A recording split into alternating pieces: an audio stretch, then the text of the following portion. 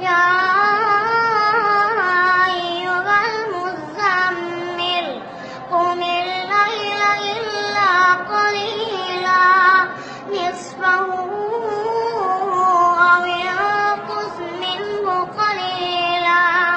أو زد عليه ورتل القرآن ترتيلا إنا سنلقي عليك قولا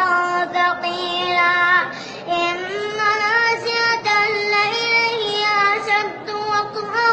وأقوم قيلا إن لك في النهار سبحا طويلا واذكر اسم ربك وتبتل إليه تبتيلا رب المشرق والمغرب لا